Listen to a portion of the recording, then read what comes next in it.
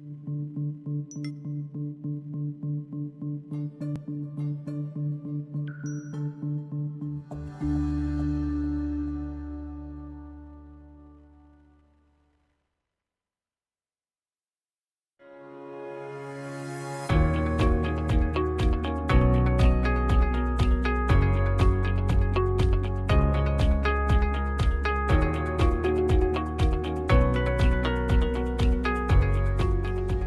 to CEO Money. I'm Michael Yoram. Thanks for joining with us.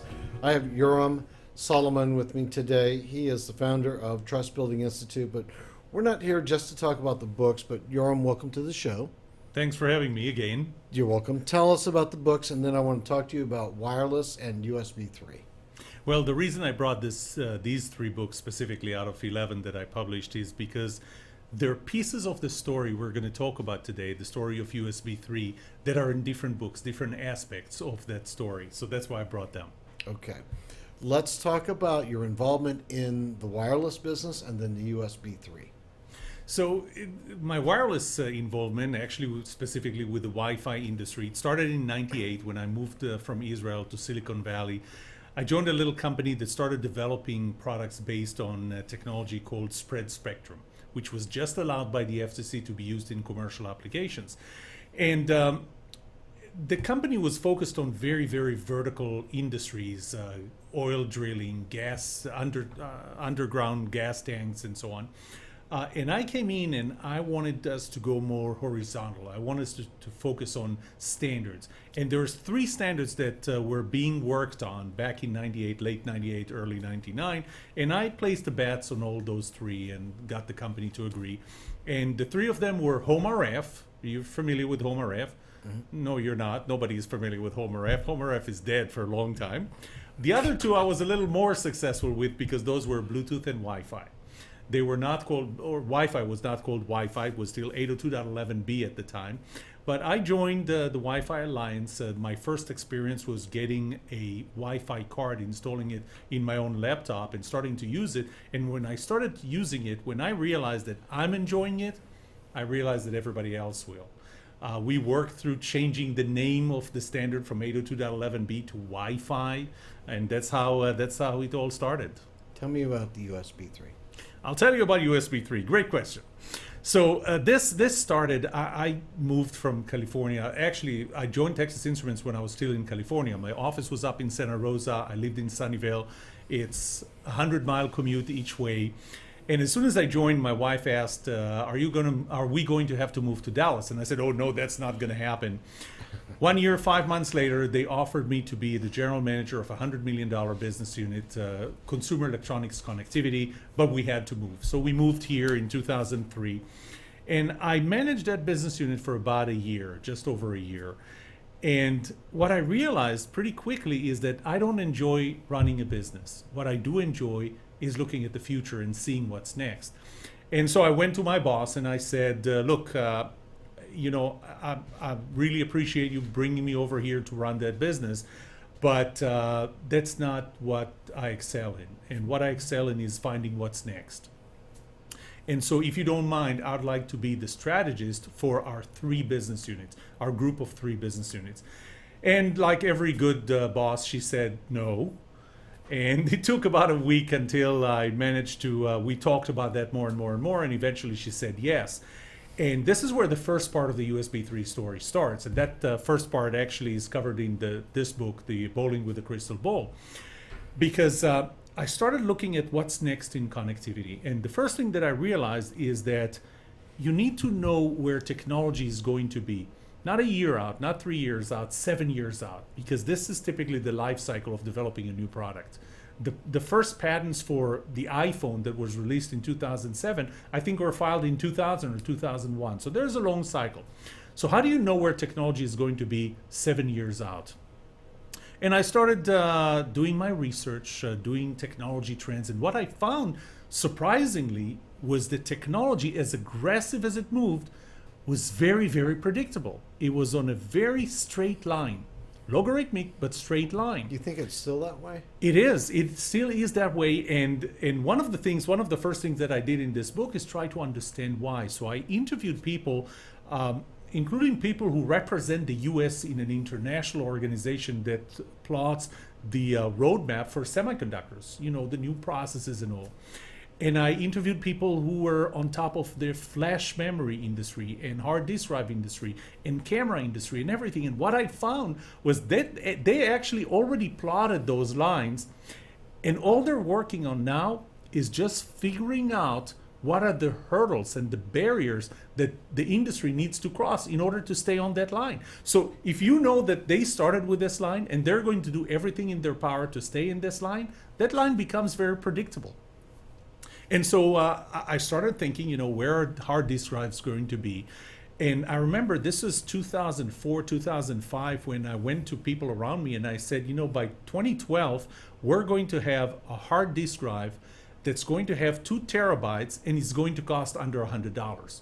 Now, at that time, all you had was 160 gigabytes that would cost $300. And so everybody told me that I was crazy. It's not going to happen. You're not going to have a hard disk drive with 2 terabytes for under $100. Besides, who needs it?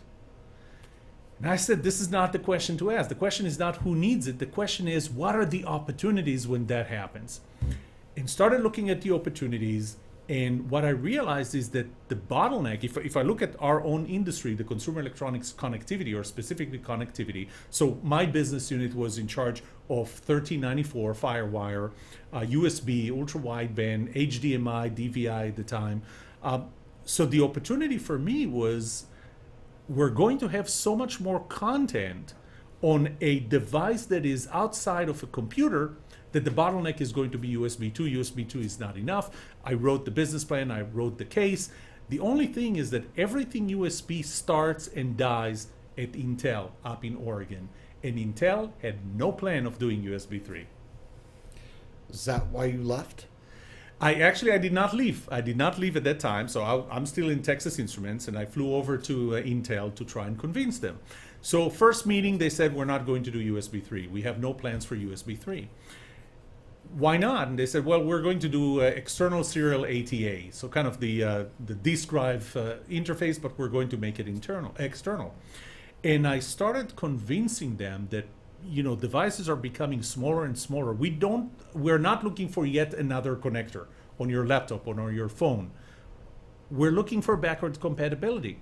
It took 3 flights over to Hillsboro, Oregon to convince them that they need to do USB 3. Once I convinced them, the next question was, okay, so how do we do this? We don't have the resources. We're under-resourced right now to work on USB 3. So I said, don't worry about it.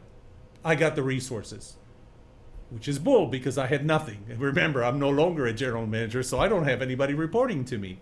But I made them a promise that within a month, we're going to come back with a prototype. And we're going to show them that we can run USB 3.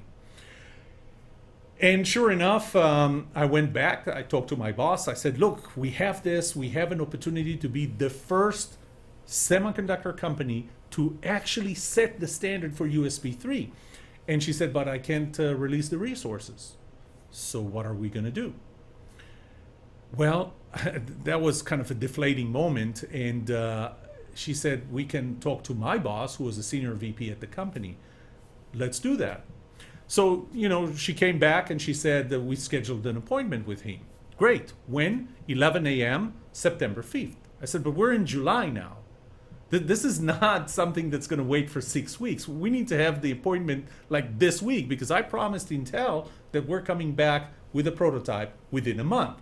Not 6 weeks. Not 6 weeks until we have the meeting. Anyway, she said, I'm sorry, I did my best. I said, do you mind if I go there and have scheduled it myself? Knock yourself out. So I went there. I went to his suite over there at TI, and I saw his assistant, and I asked, is he in? I saw the door was cracked open. Yes, he's in. Is he on the phone? She looked at her phone. No, he's not. And I walked straight into his office. And so she jumped to stop me, but the thing is, there was no way she's going to go around her desk to stop me. I'm already in. So I got in there. I asked him, do you have, can we meet to talk about USB 3? He said, well, I thought we scheduled something. I said, sure, 6 weeks out. How about tomorrow? he looks at his calendar. He goes, no, you know what? I'm back to back 8 a.m. to 8 p.m. and then I have to fly. I'm flying out of the country. I said, how about 7 a.m.? So he looks at me and he said, well, I'll be here if you will. We're meeting tomorrow at 7 a.m. So we met at 7 a.m. The next day, I showed my case, my business plan, what we're going to do. This is going to be a $533 million for Texas Instruments over the next 3 to 5 years. It's significant business. And he asked me, do we have a customer that's asking for it?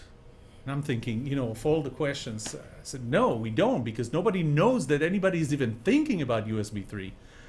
And he said, come back when we have a customer. That to me was a very, very discouraging point. And I went home and I said, that's it, I'm writing my resignation letter. But I have this rule, never write a resignation letter at night. Write it in the morning when you're fresh and you can use long words. Okay. So I get up the next morning, and instead of writing a resignation letter, I decided, you know what, instead of writing that letter, I'm going to do USB 3. So I went to the 3 engineers that I knew could make it happen. And I went to them and I said, look, I need you to work with me on USB 3. I need you to put together a prototype. And they go, you don't have to convince us. Talk to our boss. I said, I did. And they said, well, she said no. Well, talk to her boss. I said, I did. And he said no. I said, so here's the deal. In order to work on this has to be off the books. You can't do that at the expense of your day job. You can't tell anyone because you'll get in trouble and I can't bail you out. Little did I know that to an engineer, that's a value proposition. I got them to work on it. 3 weeks later, we all went on a plane and we demonstrated how we run 10 times the speed of USB 2 on a USB 2 14-foot cable. And as they say, the rest is history. Good. That's a really good story. I wanted to find the center of that. So once you've got that to that point, where did you go next? Well, so now we're working on it, and it's starting to work. It's showing signs of life, and we got an agreement with Intel. At some point, management had to catch up and say, okay, we are doing this. We are committed, and it looks like this is going to be an opportunity. Of course, at that time, I stopped. Personally, I stopped for a second, and I asked myself, what just happened here? So first of all, the process of predicting technology trends and finding the opportunities, that was a process that I thought was worth writing about. And this is how I wrote Bowling with a Crystal Ball. By the way, that book had chapter 18. Chapter 18 was after I described the entire process of why technology is predictable. How can you predict technology? After all of this, chapter 18 was called Putting It All Together, the Story of USB 3. Except that Intel has not announced USB 3 yet. Everything was still being worked behind the scenes in a small group of promoters. And so I asked Intel, when are you going to announce it? Are you going to announce it in September? Because September was typically when Intel announces things, or in September and February during the Intel Developers Forum. Don't know. How about February? Don't know. I said, well, I'm not going to announce for Intel in my book. So I took chapter 18 out, published the book in August without that chapter. Intel announced in September. So since then, I got book number 2 out, or the second edition of that book. But there's a second part to that story, and the second part is really what happened within our company. And the fact that my boss said no, her boss said no, and yet I went ahead and did that, and I had 3 engineers working with me on that. That is told, that part of the story I told more in Culture Starts With You, Not Your Boss, and now you see why the title for that book, because that really is what happened.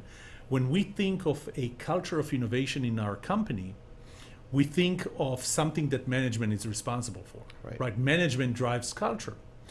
The message that I tried to convey in that book is that culture really starts with you. You don't have to wait for management to create the culture.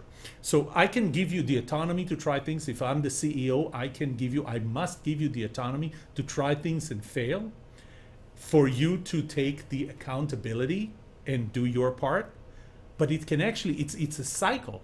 You can actually start that cycle. you can take accountability, you can take risks before I give you that autonomy. And those risks, when they pay off, this is what's going to buy my autonomy that I give you. Well put. Thanks for being a guest on the show. Thanks for having me again, Michael. You're welcome. All right, you've been watching CEO Money with Michael Yorba. Thanks for joining with us. Like us on Facebook, follow us on Twitter, and subscribe to our YouTube channel.